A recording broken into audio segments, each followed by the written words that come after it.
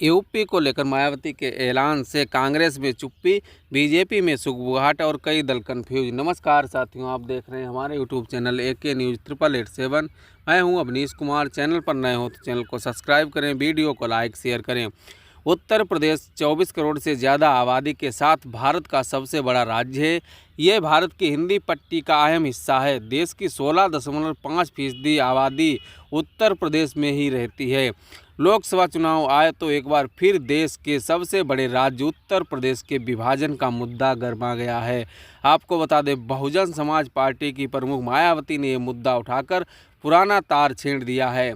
उन्होंने जनता से वादा किया है कि अगर बीएसपी सरकार सत्ता में आती है तो पश्चिमी यूपी एक अलग राज्य बनाया जाएगा। एक चुनावी रैली में मायावती ने कहा, बीएसपी ने किसी भी राजनीतिक पार्टी से गठबंधन नहीं किया है। हम अकेले चुनावी मैदान में हैं और बड़ी जीत हासिल करेंगे। भाजपा का तीसरी बार सत्ता में आना बहुत मुश्किल है। पश्चिमी यूपी के लोग लंबे समय से अलग राज्य की मांग करते रहे हैं। केंद्र में हमारी सरकार आती है तो पश्चिमी यूपी को एक अलग राज्य बनाने के लिए ठोस कदम उठाएंगे। मायावती ने इससे पहले साल 2011 में यूपी को 4 हिस्सों में बांटने का प्रस्ताव रखा था। इसके लिए उन्होंने पूरी तैयारी भी कर ली थी, लेकिन फिर उनके इस मकसद पर पानी फिर गया था। इस स्पेशल स्टोरी में जानिए पूरा वाकया। आपको बताते हैं, साल 2011 में जब यूपी में बहुजन समाज पार्टी की सरकार हुआ करती थी, तब 2012 विधानसभा चुनाव से पहले मायावती ने यूपी को 4 हिस्सों में बांटने का प्रस्ताव दिया था।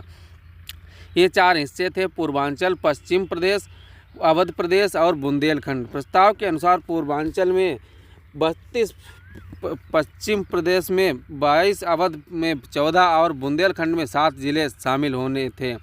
2012 विधानसभा चुनाव से पहले 16 नवंबर 2011 को तत्कालीन मुख्यमंत्री मायावती ने मंत्रिपरिषद की बैठक में इस प्रस्ताव को मंजूरी दी और फिर इसे विधानसभा में पेश किया गया।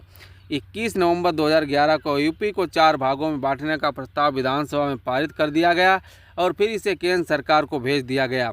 उस समय केंद्र में UPA 2 की सरकार थी। मनमोहन सिंह देश के प्रधानमंत्री थे। केंद्र सरकार ने यूपी सरकार से कई स्पष्टीकरण मांगते हुए प्रस्ताव वापस भेज दिया था। केंद्रीय गृह मंत्रालय ने उत्तर प्रदेश सरकार से कई तरह के सवाल पूछे थे। केंद्र का सवाल था, नए राज्यों की सीमाएं कैसी होंगी, उन चारों नए राज्यों की राजधानियां कहां बनेंगी और काम करने वाली सरकारी अधिकारियों का बंटवारा उन 4 राज्यों में किस तरह से होगा।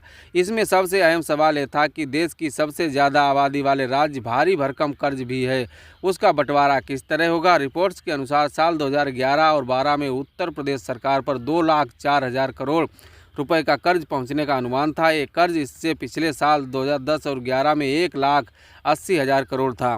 राजनीतिक दलों के लिए उत्तर प्रदेश का विभाजन एक संवेदनशील मुद्दा माना जाता है। इसका प्रमुख कारण यह है कि देश की संसद में सबसे ज़्यादा 80 उत्तर प्रदेश से ही सांसद चुने जाते हैं। राज्य के बंटवारे से सभी दलों की रणनीति गड़बड़ा सकती है।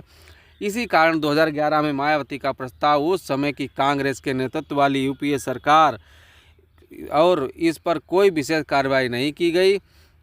कांग्रेस के अलावा उत्तर प्रदेश विधानसभा में भाजपा और सपा समेत तमाम दलों ने प्रस्ताव का विरोध किया था। हालांकि जयंत चौधरी के नेतृत्व वाली लोकदल प्रस्ताव के पक्ष में थी। प्रस्ताव आने के साल भर बाद 2012 यूपी विधानसभा चुनाव में बसपा सत्ता से बाहर हो गई।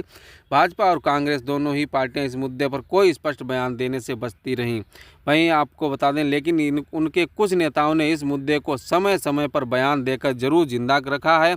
अक्टूबर 2023 में बीजेपी नेता और केंद्रीय मंत्री संजीव बालियान ने पश्चिमी यूपी को अलग राज्य बनाने की मांग की थी का समर्थन किया था।